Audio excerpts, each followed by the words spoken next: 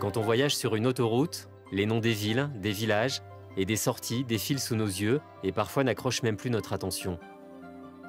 Au détour d'une pause sur une aire ou en surplomb du ruban de bitume, notre regard est attiré par une forme surprenante, parfois monumentale, parfois singulière. C'est alors que notre trajet s'interrompt pour d'autres découvertes.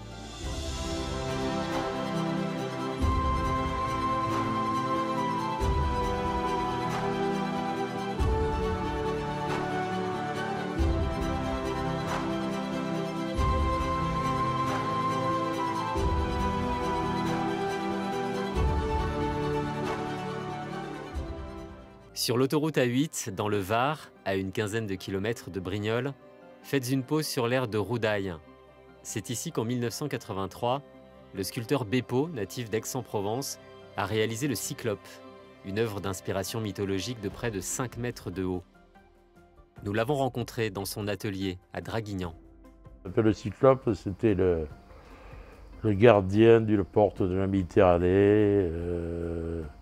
Il devait y avoir un autre en face qui n'a pas été fait. C'est-à-dire que j'avais fait une série de morceaux avec une armature intérieure et je l'ai réalisé en fait sur place, en soudant, en assemblant tous ces morceaux qui sont sur une armature métallique en alu et bon, le tout sur un massif en béton pour résistance au vent, tout ça.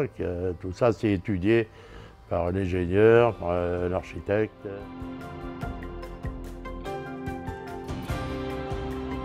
Et alors sur le Cyclope par exemple, c'est fait d'une succession de petits morceaux qui sont brodés différemment.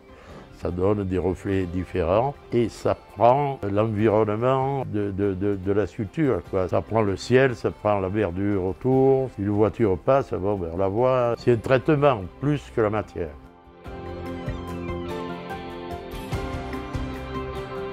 Passionné par ses créations atypiques, le photographe Julien Lelièvre a compilé dans le livre Art d'autoroute 71 œuvres présentes sur le réseau autoroutier français. Il nous fait part de son point de vue sur le Cyclope. Ce qui m'a intéressé dans cette sculpture du Cyclope, avant tout, c'est le fait d'avoir un matériau, donc le métal, traité de manière hyper brute.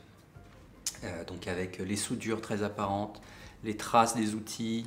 On peut presque comprendre comment le sculpteur a réalisé cette œuvre, parce qu'on a vraiment tout le process en fait. On voit la manière dont il a brossé l'œuvre, etc. Et donc on a quelque chose d'hyper massif, mais en même temps d'hyper élégant, d'assez brut, d'assez coupant, tranchant, qui s'impose comme ça et qui reflète hyper bien la lumière. Sur cette partie d'Autoroute du Sud, il y a plusieurs artistes qui ont traité de la mythologie. Il y a le roi des poissons, il y a une sculpture sur le soleil, il y a le cyclope, il y a le dragon de Draguignan. Donc c'est le thème, la mythologie dans le sud était peut-être plus développée, en tout cas au moment de ces commandes-là. Là en l'occurrence c'est pareil, c'est pas un cyclope représenté de manière trop figurative. Ça reste une sculpture presque abstraite. Il est vrai que ce cyclope intrigue. D'ailleurs, qu'en pensent les voyageurs qui s'arrêtent sur l'aire de Roudaille? Au début, j'avais pas du tout remarqué que c'était un cyclope. Je pensais que c'était plus un oiseau, genre un cygne ou un truc comme ça. Non, pour moi, ça me fait penser plus à une œuvre précolombienne. Ça donne un peu de vie. C'est toujours pareil, une autoroute, quand on s'arrête, on a envie de voir autre chose que des voitures, des camions. Et surtout pour moi, qui la pratique couramment, continuellement. C'est sympa d'avoir quelque chose bon, je veux dire joli, de beau, d'intéressant, qui donne un petit peu à regarder, à réfléchir. Voilà. Et même si on n'aime pas forcément, on peut admirer quand même la personne. Elle y a mis tout son cœur, tout son art. C'est son imaginaire à elle, en fait. Je pense le plus grand bien de l'art d'autoroute. Je pense le plus grand bien. Dès l'instant où on fait appel à des sculpteurs, que des sculpteurs travaillent, je suis content. Kilomètre Art, c'est un voyage à la découverte ou à la redécouverte de ces œuvres qui rythment le trajet sur autoroute.